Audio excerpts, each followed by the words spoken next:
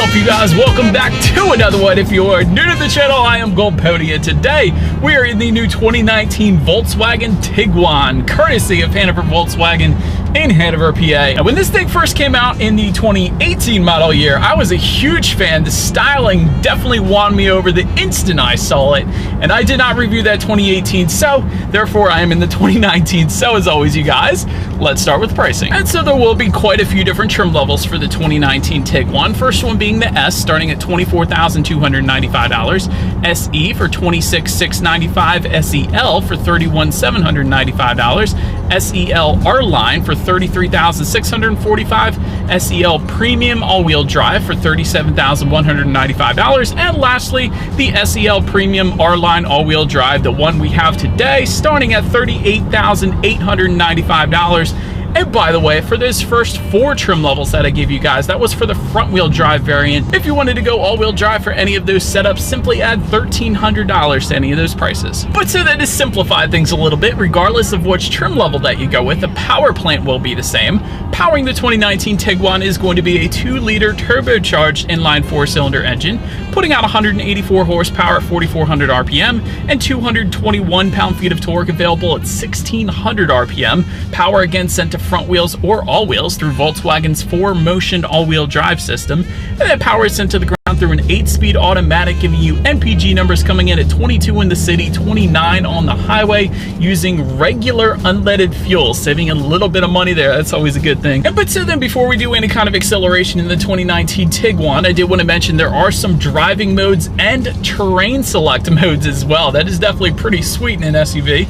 But the driving mode button is going to be labeled Mode, go figure. It's a circular dial directly behind the shifter there, but that's going to give you Eco, Normal, Sport, and Custom. And essentially what those driving modes are going to do is adjust things like the throttle response, the shift points, and the steering sensitivity. And so I just put it in that Sport driving mode. It is a noticeably heavier weight to the steering wheel, which I love. I always prefer a heavier weight to the steering wheel. It makes you feel more in control of the car, but definitely a fan of that Sport driving mode, I gotta say. But like I was saying, in addition to that, that circular dial, once again, if you turn it to the left and to the right, there's going to be different terrain select modes, giving you snow, normal, and off-road. That is pretty nice as well. Now that I've touched on all of the driving modes in this thing, let's do a quick little acceleration and let's see how quickly we can get this turbocharged 4-cylinder here up to speed.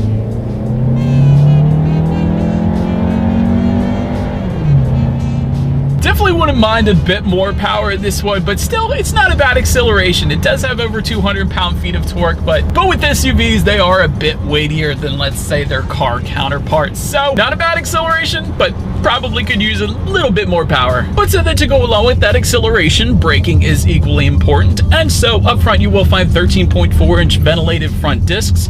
In the back, 11.8-inch solid rear discs. And as far as the braking feel goes, I've had absolutely no issues in my short little test drive today. And then touching on suspension a little bit, up front you will find a strut type front suspension, in the back a multi-link rear suspension, also front and rear stabilizer bars. And as far as the ride quality goes, it is a little bit bumpy on these back roads. It's not bad though. I will say it's probably about average for the segment.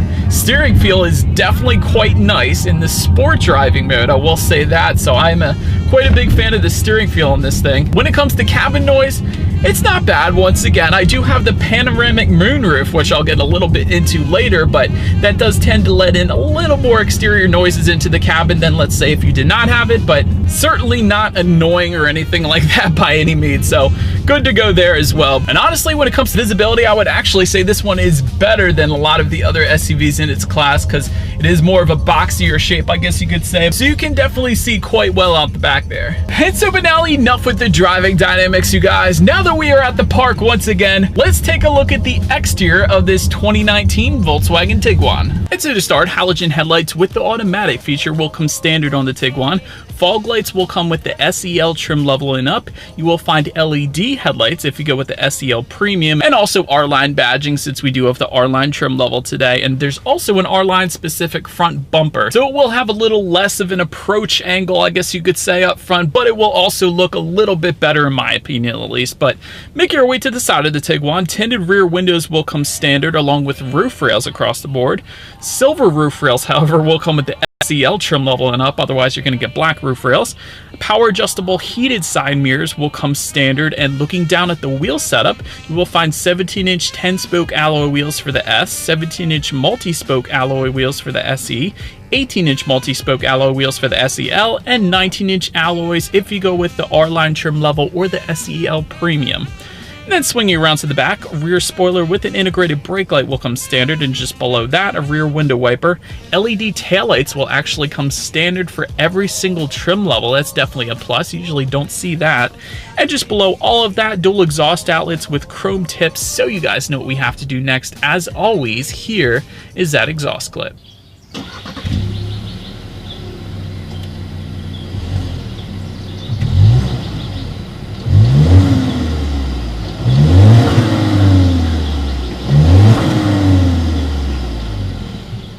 Let's open now, since we are around back. To open that rear lift gate, there actually is a button on the key fob, but that is because we do have the SEL trim level and up. You will get a power lift gate if you go with the SEL trim level and up. Once opened up, cargo capacity is going to come in at 12 cubic feet behind that third row. So yes, the Tiguan does come available with a third row if you wanted it there. And if you ended up folding all of those seats down, cubic feetness bumps up to 65.7 there. And there's going to be some cargo tie-down hooks in the back, along with the 12-volt power outlet in that cargo area as well. Then make your way to the rear legroom. Let me demonstrate for you guys. I'll give this a shot. As far as third row legroom goes, I'm an even 6 feet tall. This is how much space I had back there. Moving up to the second row, that's actually going to come in at 36.5 inches. So again, 6 feet tall. This is how much space I had. Also, for those rear passengers in that second row, they will find a rear center armrest with cup holders back there. And if you wanted rear ventilation, that is going to come with the R-Line trim level and up. Then make our way to the front seats. 6-way manually adjustable cloth seats will come with the S. Then if you jump up to the SE trim level, you will get a 10-way power adjustable driver's seat with power lumbar. Also, that'll come with VTEX leatherette surfaces, and those front seats will be heated as well. Then if you jump up to the SEL Premium, that is going to add full leather seating if you were interested. Taking a look up front, there is a tilt and telescoping steering wheel. It is leather wrapped for the SE trim level and up, and it will come heated if you go with the SEL Premium trim level. So then as far as the startup goes, let me first start by showing you guys the key here. You do have your Volkswagen logo on the one side, and when you flip it over, lock, unlock, and that button to pop the rear hatch, and there is actually a remote start available if you go with the SEL trim level and up as well, and a push button start if you go with the SE trim level and up. So I'm actually just going to simply take that route, put my foot on the brake, and press that engine start button located just to the left of the shifter there. So now, one of my favorite parts of the Tiguan is going to be that Volkswagen digital cockpit that we have today. And by the way, if you wanted that, that comes with the SEL trim level and up. And it is essentially just like the Audi virtual cockpit. You do have the ability to display that navigation map within the center there, just like Audi does. Tachometers on your left, speedometers on your right, and there's a ton of different things you can actually scroll through within that center digital display. Doesn't have to be navigation. You could check out your driving statistics, vehicle status, Bluetooth information, audio information. So quite a bit of stuff you can actually check out. You can make the gauges larger, you can make the gauges smaller if you go with the navigation setup. So I love that Volkswagen digital cockpit, let me just put it that way. Then make our way to overall interior quality. Dual zone climate control will come standard for the SE trim level and up. Panoramic sunroof for the SEL trim level and up. And with the SEL Premium, you will get ambient lighting. Overall, I definitely don't mind the interior. I kind of like that there is a small rubberized tray just to the left of the cup holders behind the shifter there. That's pretty cool.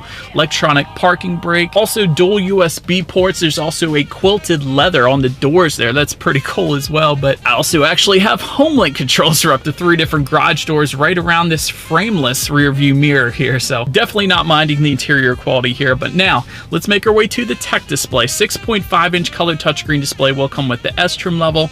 If you jump up to the SE trim level, you will get an 8-inch color touchscreen display, and that's going to be for all the trim levels above that as well. But either way, you will get Bluetooth and audio streaming, and either way, you will also get Android Auto and Apple CarPlay. So therefore, if you hook your smartphone up to the Tiguan, you will have a free navigation system as well as the ability to like and dislike your Pandora songs up there. That's definitely a good thing.